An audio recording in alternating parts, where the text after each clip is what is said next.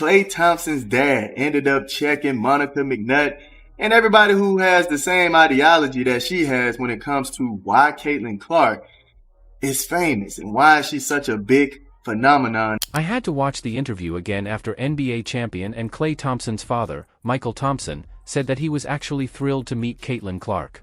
Think about this.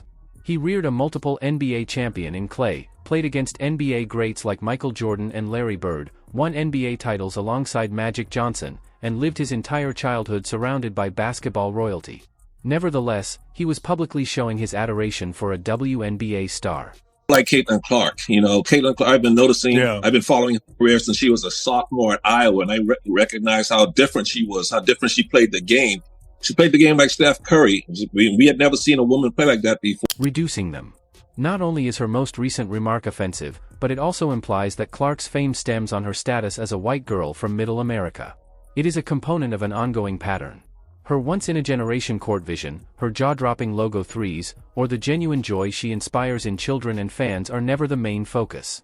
Rather, the emphasis is on how she looks.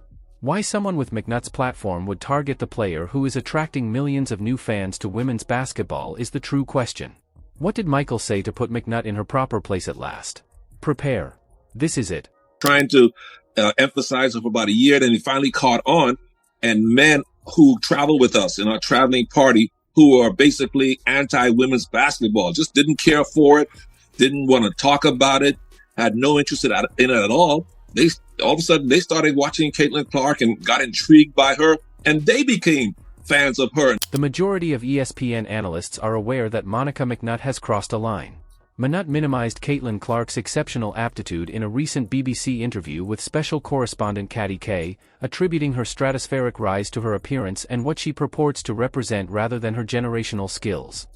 Yeah, jealous, sure. I mean, would you be jealous of somebody that got $28 million a shoe deal or whatever the deal is before you step foot in the pros? Let that settle in for a moment.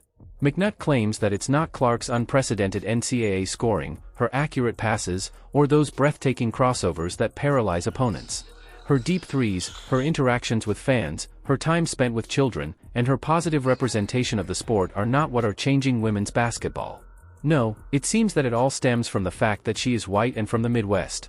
WNBA and all the people that follow the WNBA and try to promote the WNBA don't understand that Caitlin Clark's game resonates with us. I say this every day, and every day I got to deal with somebody else dumb in the media. Caitlin Clark's game resonates because she's got flair, she's got flash, she's got style. I said this before, and I'll say this again. We saw Sue Bird's game. We saw Diana Taurasi's game. Kim Mulkey was Sue Bird before Sue Bird became Sue Bird. We've seen it. This contemptuous viewpoint totally ignores the real reason why millions of fans attend Clark's performances. The Indiana Fever were making history by planning an unprecedented 401 nationally televised games in 2025, but McNutt was busy trying to reduce Clark to her demographic. Based on a player's past, networks don't allot that much airtime. They do this because genuine, unmistakable talent on the court captivates spectators. The folks that cover the NBA, these people that play in the NBA, these people that cover the NBA, there, I said these people, all of you, black, white, green, purple. Why don't you understand a very simple thing? Her game is dynamic. Like Diana Taurasi was like a jackass to Caitlin Clark. Why? Her game is what people are drawn to. And then you go to the personality. Her game is different than any WNBA woman ever. And she wins, and she shoots from deep. It's no different than Steph Curry. How many times? McNutt's comments are particularly concerning since they undermine Clark's diligence and more than 10 years of unrelenting skill development. Each behind-the-back pass has 3 logos. She didn't get these by privilege. They were acquired by putting in endless hours at deserted gyms when no one else was around. McNutt carelessly overlooks the fact that, as a rookie acclimating to a completely new level of competition, Clark led the league in assists. Honestly, the main reason is because of her talents. It's not because of her race. Her race has nothing to do with it. Especially with kids. She's saying kids don't see color, man. The kids that I grew up around, and when I grew up as a kid, I didn't see color, man. I did not see color. I didn't care about color. I didn't know what color was. I just knew you were a human being, and I was trying to be your friend.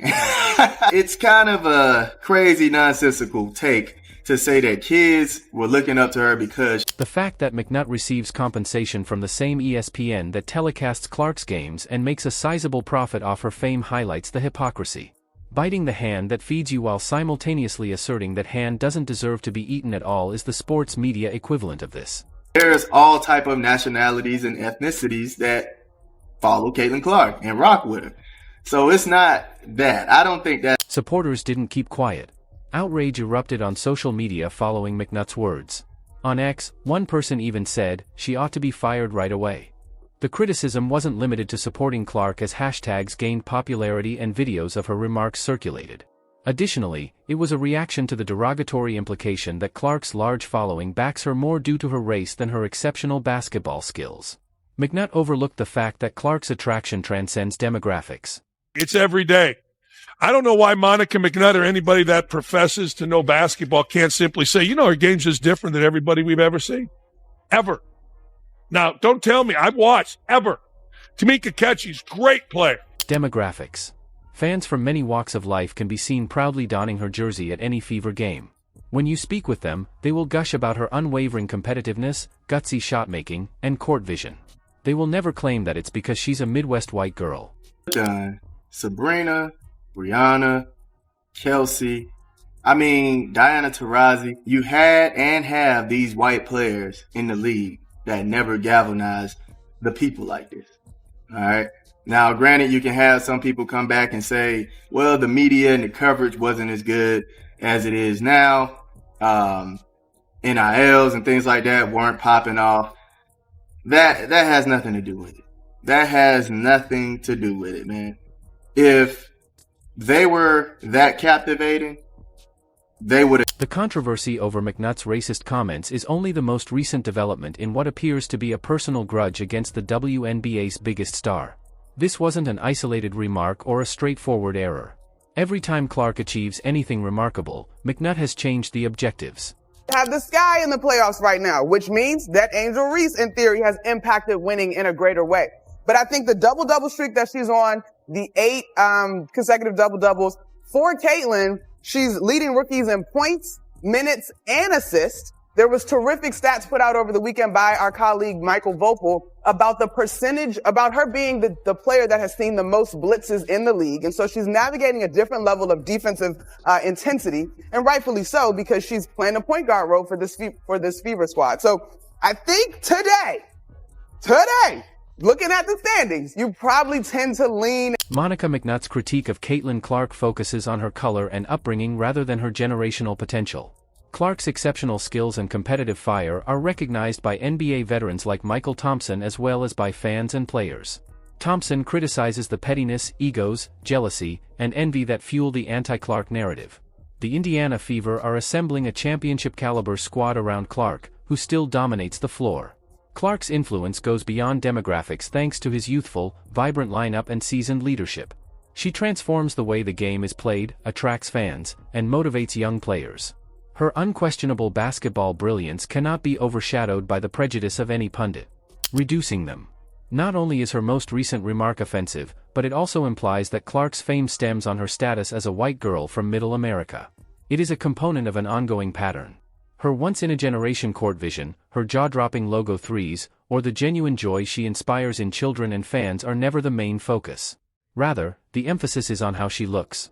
Why someone with McNutt's platform would target the player who is attracting millions of new fans to women's basketball is the true question. What did Mychal say to put McNutt in her proper place at last? Prepare. This is it.